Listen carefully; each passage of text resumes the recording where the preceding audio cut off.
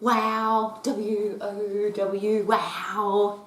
When you meet people, do you ever walk away and say that, wow, what an amazing person? Or the opposite, wow, they were angry or annoying, or they frustrating, or they didn't seem respectful, or they seemed dishonest, or we often have a word to describe how we feel about somebody, and I often use the word wow in both of those situations.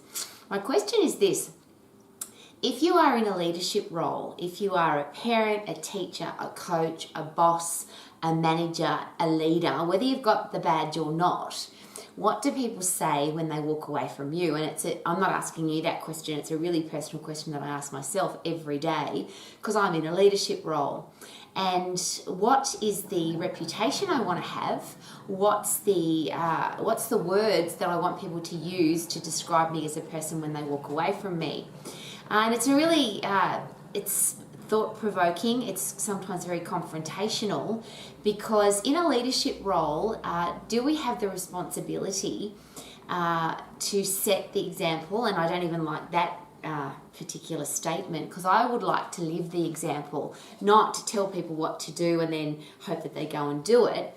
I would like to be the living example of what leadership actually is. Now, this is a really interesting question because this is highly controversial. It's a conversation that's had all over the world. What is leadership? And you're going to have some very different definitions to me, to other people. What is a leader? And in the leaders that you have in your life, so let's take away your leadership role for the minute, and I'll take away mine.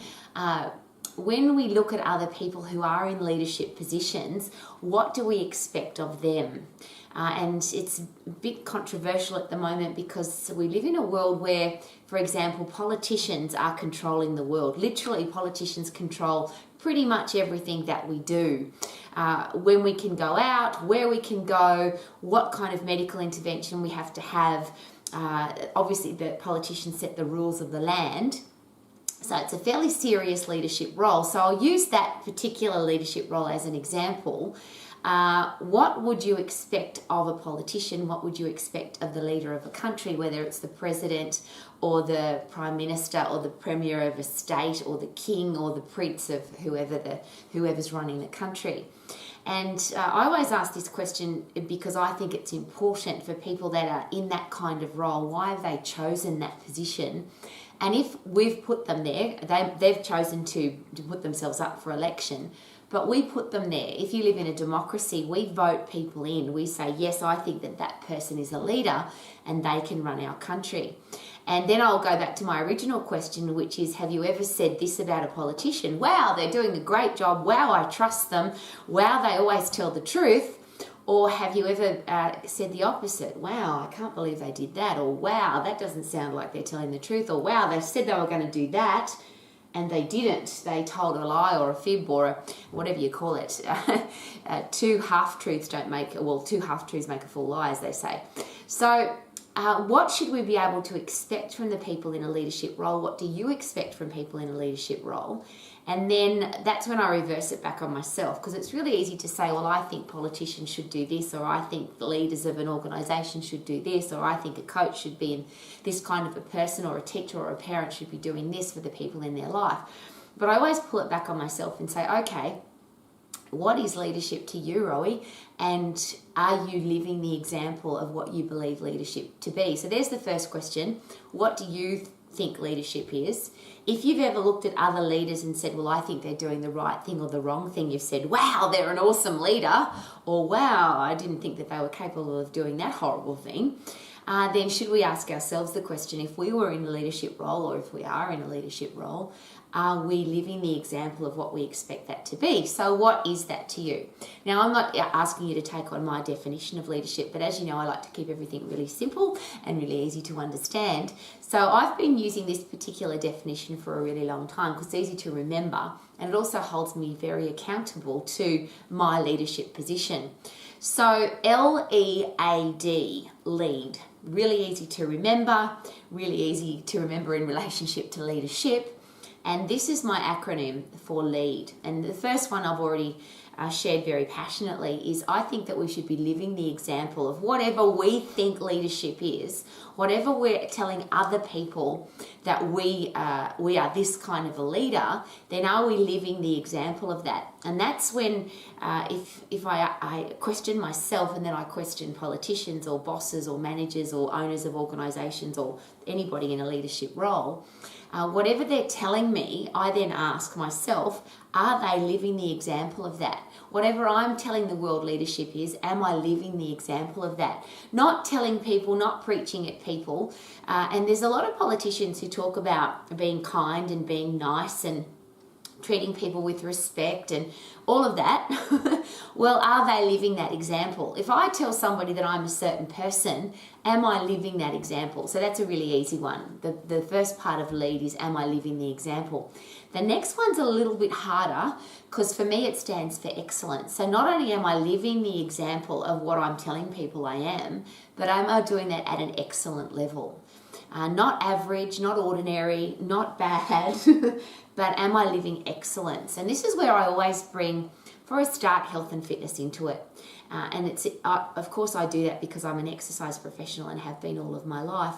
But I always, I ask the question, how can you be a leader if you don't look after your own body? Is the best expression of leadership is that you have respect for your own body, that you are healthy, that you're fit, that you're strong, that you're mentally tough. And for me, they're really important parts of leadership. And I would expect that of any leader, that they are living the example of their own personal self-respect, which to me reveals itself in the way they look after themselves. So yes, I am very, very guilty of being very judgmental of people in a leadership role who don't look after their own physical body. Now, I'm not talking about being ripped and shredded and having six-pack and being an elite athlete and having the perfect body. I'm talking about a human body that is really fit and really strong so it can handle stress. For me, that's the big one, because in a leadership role, whether it's a politician, a parent, a teacher, a coach, a boss, a manager, you're going to have stress in your life. There's going to be challenges, and there's going to be things that challenge you, challenge your team, and put you under stress.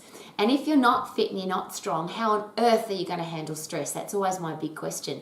Now, this one's really easy for me because I've been healthy, fit, and strong all of my life. I live it, I breathe it. I exercise every day, and I have since I was the age of 10. I'm an exercise professional, which is my example of, am I living my leadership role? So if I talk about being healthy, fit and strong, I have to live that. I can't just say, eat this, exercise this way. For me, it's not ever about talking. It has to be about, am I living the example, so that if people look into my life, they will see somebody who's living a healthy, fit, strong lifestyle. So I'm asking you the same question. Whatever it is that you're preaching, teaching, telling people to do, if they look into your life, are you living that example to the level of excellence? And for me, and whatever your definition is, I'm just asking you to consider, should we be able to demand from our leaders, and should other people, if you are in a leadership role, be able to demand from you that your body, physical and mental, can handle stress? And if you're weak, if you're unfit, if you're unhealthy, how on earth can you handle stress? And maybe you can if you, I can't understand how you possibly could. So I look at some of the leaders in the world today and I just go, are you serious? You're overweight, you look sick, you look unhealthy, you don't look like you can handle the stressful position that you're in. And maybe that's why we have some people making some really ordinary decisions, because they don't have a headspace that's capable of handling the stress that they're under. So that's just something perhaps to consider. So from a healthy, fit, strong body point of view, am I living the example? If at a level of excellence, not ordinary or average, but a level of excellence. Then when it comes to the way we treat people, and I always use that as a character trait. How about you? How do I treat the people who can't do anything for me? Now, I always then go back to the political example. A politician is responsible. They're called public servants for a reason, because they are providing a public service. And if they don't treat all people respectfully, with kindness, with graciousness, and that's just an example, and there's so much stuff that comes from social media and from the normal media about politicians that have been bullying and bullied. They're nasty to the people who work for them. They treat the people who work for them badly. Well, then how then are they treating their constituents? How are they treating the people who vote for them? And I often watch, and I don't, as you know, I'm not a news watcher, but often when I'm bombarded with any kind of news story and I watch the way politicians treat people, and it's easy to treat the people who vote for you nicely, but what about the people who don't agree with what you say? What about the people who question what you're doing? How are you treating them? And it's easy for me to ask those questions, and again, I'm asking myself the same question. If I'm in a leadership role and people expect me to be kind and respectful and gracious and trustworthy and loyal, am I doing all of those things at a level of excellence? So am I living the example, and am I doing all of the things that I need to do at a level of excellence? So the way I treat people and the way I treat myself, and then of course the way I treat my environment. And it's interesting because there's a lot of a controversial debate about the environment, but some really simple things. Where do you put your rubbish? How do you leave a public toilet? When you leave a restaurant, how do you leave the table? What does your car look like? What does your personal presentation look like? Have you got clean shoes? Have you got clean fingernails? The things that people look at from a leadership perspective, and I'll just use something like fingernails. If somebody has bitten fingernails, or they've got dirty nails or chipped fingernails, what could that say about somebody? And that's a very simple example. But if you look at somebody and their fingernails are bitten right down, does that share with you somebody who can handle stress, somebody who's disciplined, and somebody who has great presentation? And obviously the answer is no. If there's a woman and she's got chipped fingernails or broken fingernails, or her fingernails are just not well looked after, what does that say about a person in relationship to leadership? Are they stressed? Are they frustrated? Are they angry? Are they nervous? Do they get scared? Are they introverted? All things that are not leadership attributes or character traits. Dirty shoes. There are a lot of people, if you're in a leadership role, there's a lot of people in this world who will look at your shoes, and if you're not looking after your shoes, they will judge that as a reason why they shouldn't trust you as a leader. Because if you can't keep your shoes clean, then how can you look after the country, or how can you look after the organisation? Your car, a classic example. If you've always got a dirty car, or it's full of rubbish, or both, not well maintained, it might have scratches on it, or it's just old, or it just looks like it's not loved and looked after. There's that great question. If you can't look after your car, then how can you look after yourself? How can you look after an organisation? How can you look after a team? And then a really great question, how can you look after a country? So these are questions, they're very controversial and very confronting questions, I get that. But they're questions that I ask myself every day, because people look into my life on a regular basis. How about you? And if people look into our life and see that we're not living the example of what we have told people we are, if we're not living that to a level of excellence, then what are people going to think? And they have the right to think whatever they want, of course. But if I'm in a leadership role, should I be living what I'm telling people that's who I am? Very personal question. The next part of lead is A for attitude, and there's two parts of attitude for me. Number one is that you have a positive attitude regardless. And there's so many people in the world who are negative, have you noticed? Whether it's negative about the weather, or politics, or religion, or other people, or the environment, or there's so many things that people are negative about.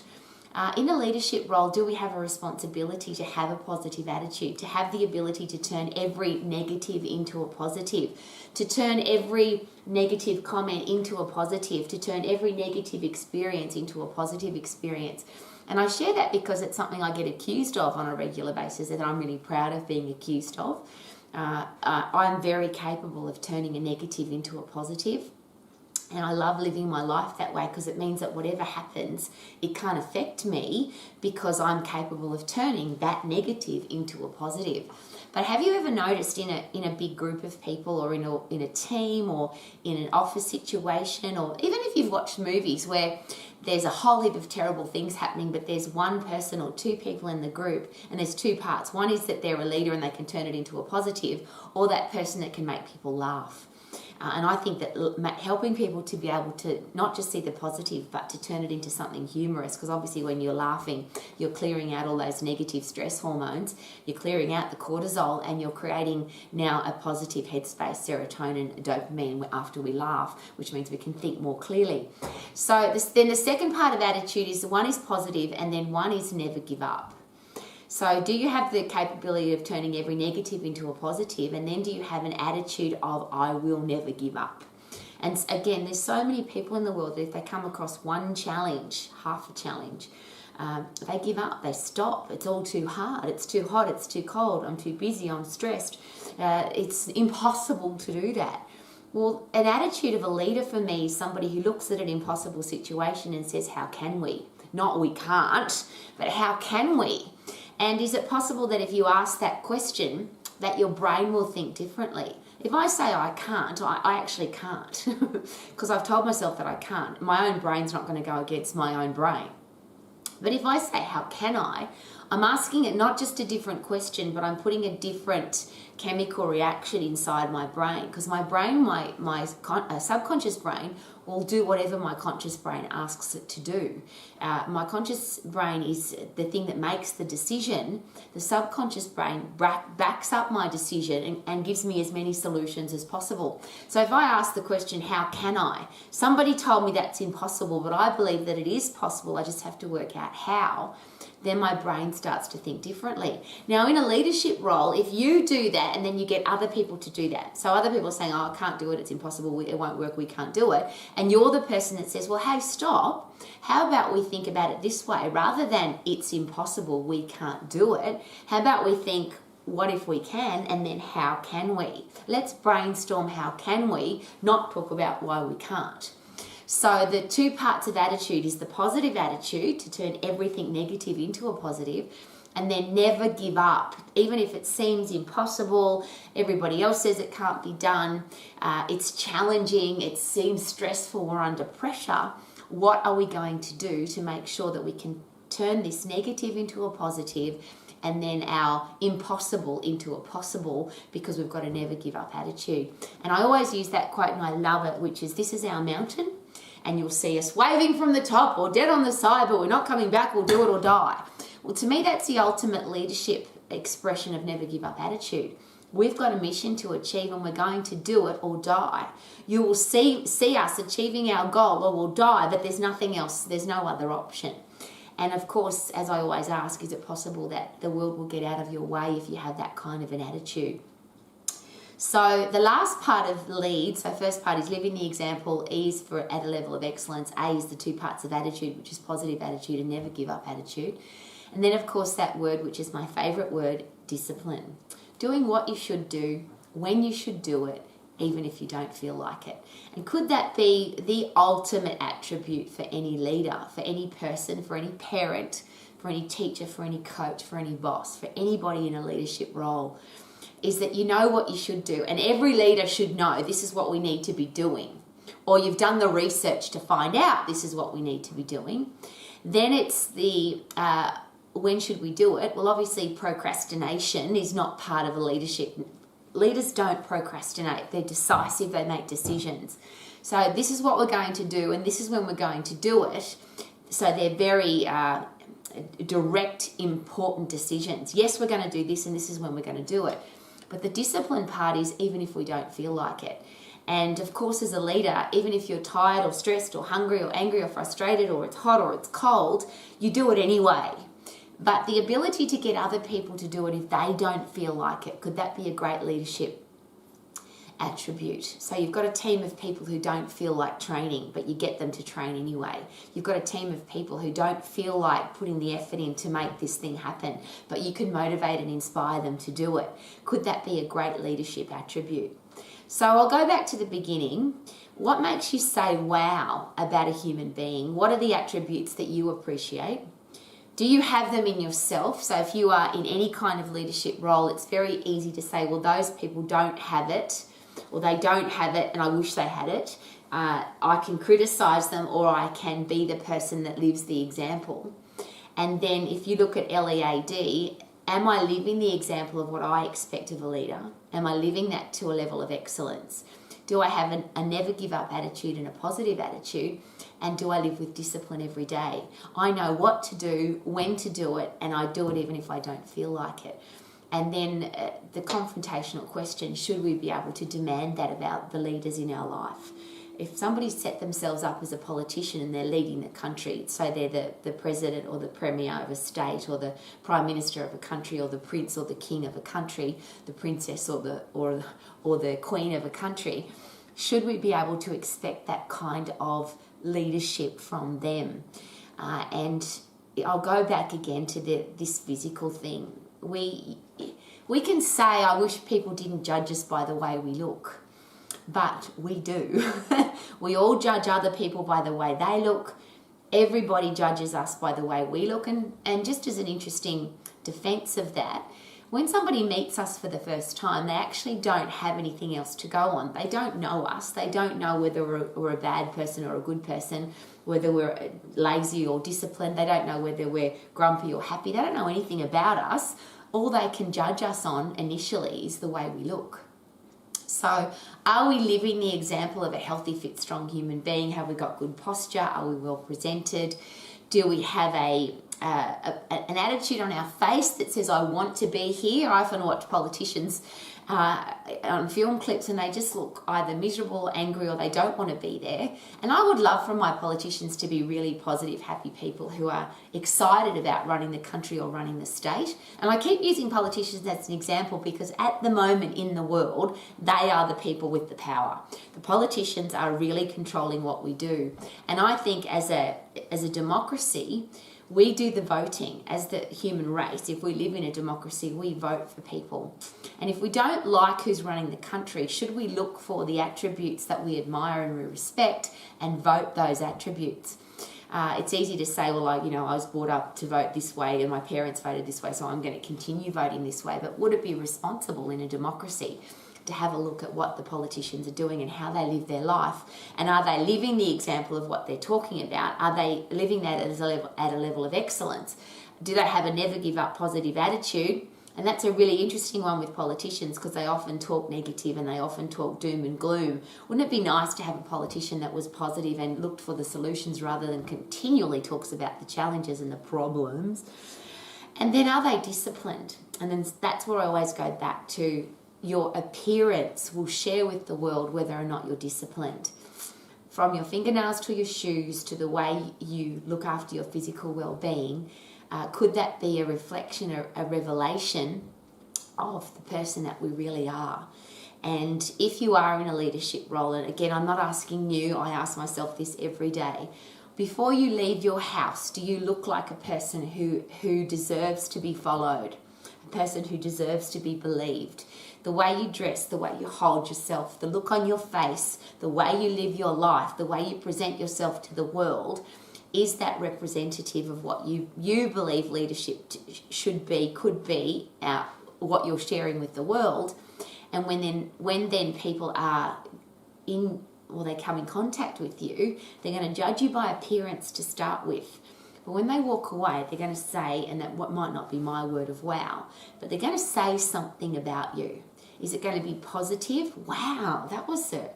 I never expected that person to be positive and happy and have a never give up attitude and be a solution finder.